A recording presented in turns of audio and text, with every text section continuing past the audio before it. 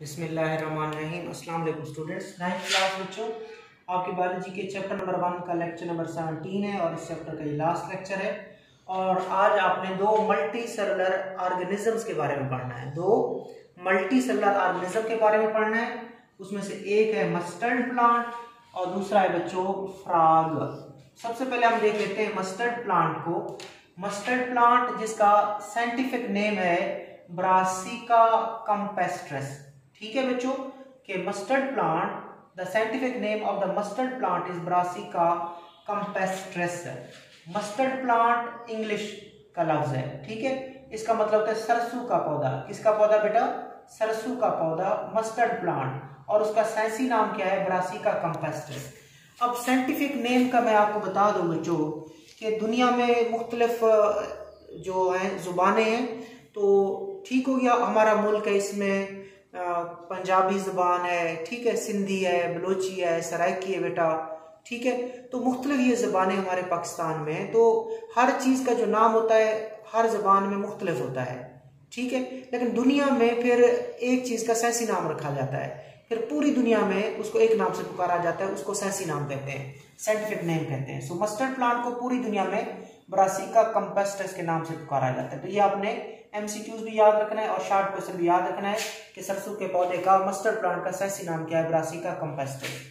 अब it is sown in the winter. Sown का मतलब होता है बोना, बोया जाना। It is sown in the winter. Winter कहते हैं सर्दियां। तो ये सर्दियों में बोया जाता है, यानी कि इसका जो बीज होता है वो सर्दियों के मौसम में बोया जाता है। And it produces seed at the end of the winter. और सर्दियों के आखिर में ये पक के तैयार हो जाता है और क्या बना लेता है? बीज बना लेता है। सो ब्रासिका कैम्पेस्ट्रिस को, सरसों के पौधे को, मस्टर्ड के पौधे को सर्दियों के शुरू में बोया जाता है और सर्दियों के एंड पे, सर्दियों के आखिर में ये क्या तैयार कर लेता है? अपने सीड, अपने बीज तैयार कर लेता है। The plant body is used as vegetable. जो पौधे का जो जिस्म होता है बच्चों, उसको हम किसके तौर पर इस्तेमाल करते हैं? सब्जी के तौर पर, ठीक है। साग, ठीक है, साग जो बनाते हैं उसमें इसके पत्ते वगैरह भी हम क्या करते हैं? शामिल करते हैं। तो पौधे के जिस्म को किसके तौर पर यूज किया जाएगा? इस्तेमाल किया जाता है सब्जी के तौर पर, वेजिटेबल के तौर पर। एंड इट्स सीड्स, और इसके जो बीज होते हैं, they are used for extracting oil. उनसे हम क्या करते हैं? ऑयल निकालते हैं, ऑयल, तेल निकालते हैं, ठीक है। तो ये पौधा है बच्चों मिसाल के तौर पर। और उसके बाद पौधे का वो हिस्सा जो जमीन के नीचे होता है उसको क्या कहते हैं? रूट कहते हैं बच्चों, ठीक है। और पौधे का वो हिस्सा जो जमीन से ऊपर होता है वो स्टेम में होता है।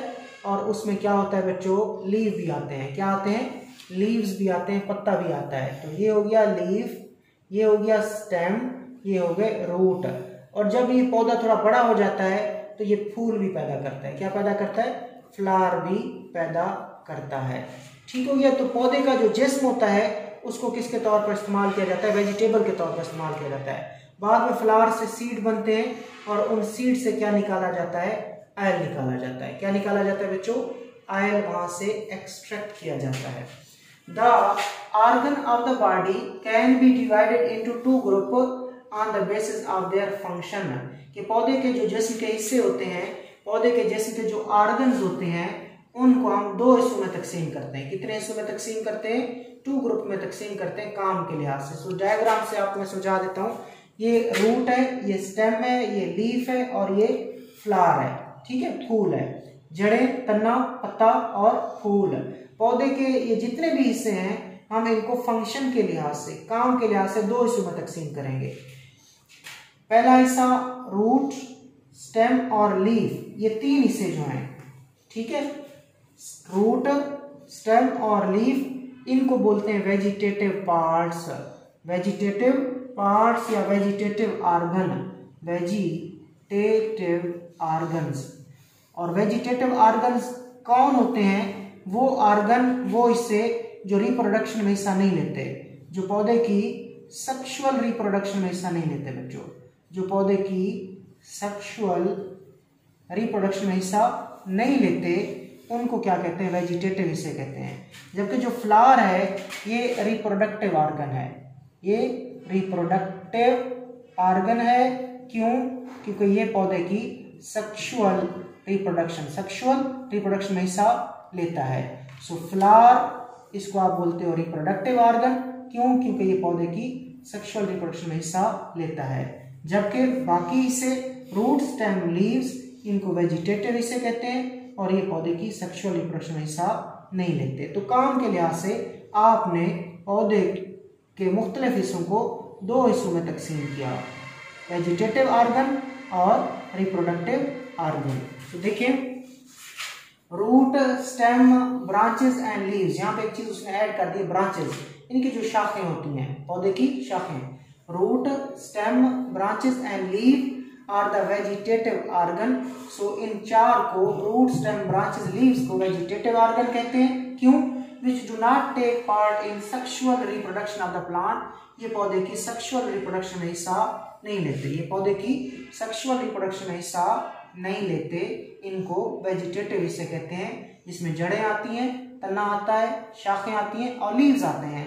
ये पौधे की वेजिटेटिव ऑर्गन है, ये पौधे की सेक्सुअल रिप्रोडक्शन में हिस्सा नहीं लेते। जबकि flowers are the reproductive parts of the plant because they take part in sexual reproduction and produces fruit and seed. जबकि जो फूल होता है बच्चों, कौन सा हिस्सा?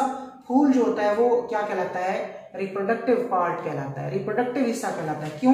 क्योंकि ये पौधे की सेक्सुअल रिप्रोडक्शन में हिस्सा लेता है, और जब फूल सेक्सुअल रिप्रोडक्शन में हिस्सा ले तो फूल से फ्रूट भी बनते हैं और फूल से बाद में सीड्स भी बनते हैं, और सीड से बाद में क्या निकलता है?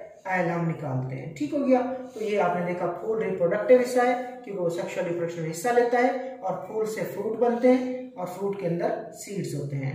जबकि रूट, स्टेम, ब्रांचेस और लीव ये पौधे की सेक्सुअल रिप्रोडक्शन में हिस्सा नहीं लेते, लिहाजा इनको हम क्या कहते हैं? वेजिटेटिव हिस्से कहते हैं। पौधे का जो जिस्म होता है उसको आप सब्जी के तौर पर इस्तेमाल करते हो, पौधे से जो बीज बनते हैं आप उनसे ऑयल निकालते हो, और इस पौधे को आप जो पौधा है इसको हम उगाते हैं सर्दियों के शुरू में, और ये पक कर तैयार होता है, बीज बनाता है सर्दियों के आखिर में, और इसका नाम है सरसों का पौधा, मस्टर्ड प्लांट या ब्रासिका कैम्पेस्ट्रस। आगे चलते हैं, दूसरा मल्टीसेलर जानदार देखते हैं बच्चों। उस दूसरे मल्टीसेलर जानदार का नाम है फ्रॉग। उर्दू में कहते हैं मेंढक, इंग्लिश में कहते हैं फ्रॉग, और साइंटिफिक नेम है राना टाइग्रीना। और बच्चों जो साइंटिफिक नाम होता है उसके नीचे लाइन लगानी होती है इस तरह। ठीक है। सो ये साइंटिफिक नेम के आप असूल पढ़ेंगे तब आपको समझ आ जाएगी, फिलहाल इतना काफी है।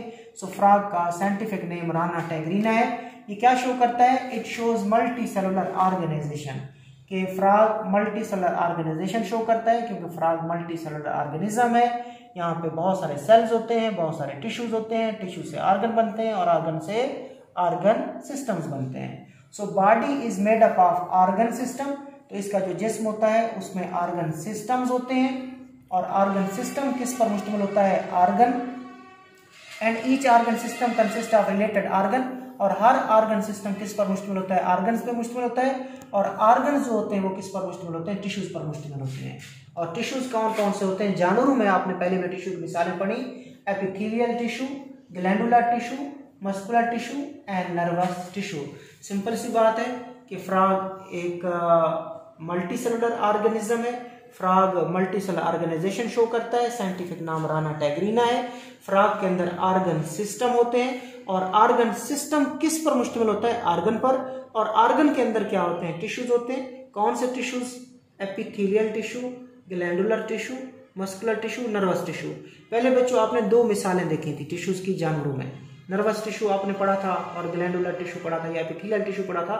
आज आपने और भी टिश्यूज देख लिए, तो टोटल जानवरों में 4 टिश्यू आपने सीख लिए, पढ़ लिए कि 4 टिश्यू होते हैं। बहुत सारे टिश्यू होते हैं, 4 के नाम आपको आने चाहिए, epithelial tissue, glandular tissue, muscular tissue and nervous tissue. ये आपका आज का टॉपिक था मल्टी सेलुलर ऑर्गेनिजम्स के बारे में। इसमें आपने मस्टर्ड प्लांट के बारे में देखा और फ्रॉग के बारे में देखा। अल्लाह हाफिज।